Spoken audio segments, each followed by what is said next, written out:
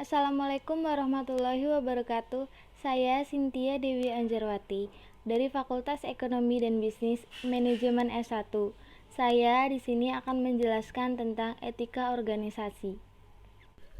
Etika adalah suatu sikap dan perilaku yang menunjukkan kesediaan dan kesanggupan seseorang secara sadar untuk mentaati ketentuan dan norma kehidupan yang berlaku dalam suatu kelompok masyarakat atau satu organisasi. Etika organisasi. Etika berkaitan dengan baik dan buruk, benar dan salah, betul dan tidak, bohong dan jujur. Dalam berinteraksi dengan lingkungannya, orang-orang dapat menunjukkan perilaku yang dinilai baik atau buruk, benar atau salah ketika melakukan suatu tindakan.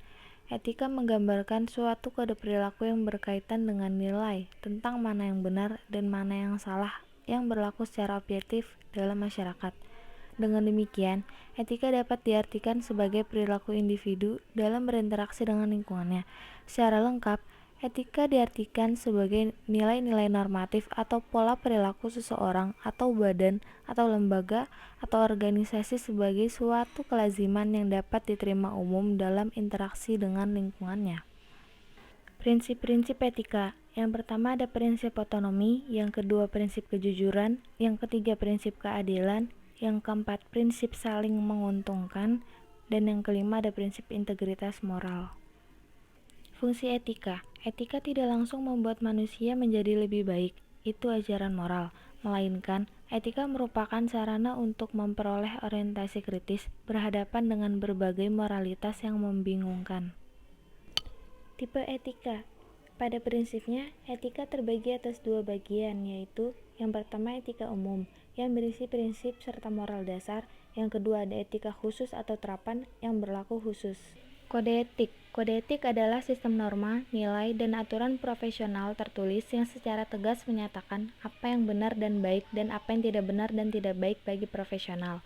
Kode etik menyatakan perbuatan apa yang benar atau salah, perbuatan apa yang harus dilakukan, dan apa yang harus dihindari. Etika lembaga kemahasiswaan. Lembaga kemahasiswaan memiliki tujuan. Yang pertama, lembaga kemahasiswaan UKSW adalah wadah mahasiswa untuk melaksanakan fungsi dan perannya di dalam UKSW. Yang kedua, lembaga kemahasiswaan mempunyai fungsi dan peranan sebagai wahana untuk membina persaudaraan dan sikap intelektual mahasiswa, serta satu-satunya wadah untuk menyalurkan aspirasinya secara bertanggung jawab yang hidup di kalangan mahasiswa untuk mewujudkan tujuan perguruan tinggi pada umumnya dan UKSW pada khususnya. Peran etika dalam lembaga kemahasiswaan. Yang pertama, sebagai acuan atau norma. Yang kedua, sebagai landasan berperilaku. Yang ketiga, sebagai landasan pengambilan keputusan. Yang keempat, sebagai landasan pengelolaan organisasi. Dan yang kelima, sebagai landasan bertindak. Dalam praktek kehidupan organisasi, tidak ada tolak ukur yang mutlak tentang yang benar dan yang salah. Ini tidak terlepas dari berbagai faktor seperti agama, budaya, dan sosial. Pemahaman tentang yang benar dan yang salah itulah yang mendasari perlunya etika dalam organisasi, yaitu untuk membantu memberikan makna yang tepat tentang kehidupan organisasi. Beberapa alasan mengapa norma moral dan etika itu diperlukan dalam organisasi antara lain: 1. Karena etika berkaitan dengan perilaku manusia. Hal ini menyangkut aplikasi seperangkat nilai luhur dalam bertindak bagi kehidupan seseorang dan organisasi, dan menyangkut berbagai prinsip yang menjadi landasan bagi perwujudan nilai-nilai tersebut dalam berbagai hubungan yang terjadi antar manusia dan lingkungan hidup.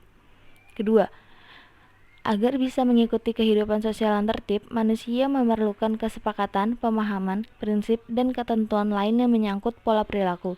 Etika memberikan prinsip yang kokoh dalam berperilaku, sehingga kehidupan dalam organisasi semakin bermakna.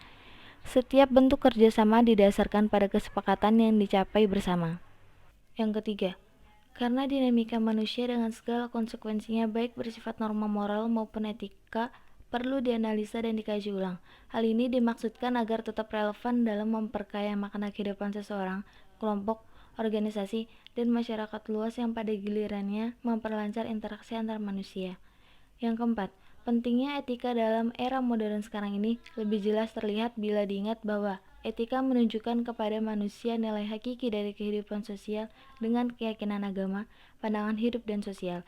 Dapat dikatakan bahwa etika berkaitan langsung dengan sistem nilai manusia, Etika mendorong tumbuhnya naluri moralitas, nilai-nilai hidup yang hakiki, dan memberikan inspirasi kepada manusia untuk secara bersama-sama menemukan dan menerapkan nilai-nilai tersebut bagi kesejahteraan dan kedamaian umat manusia.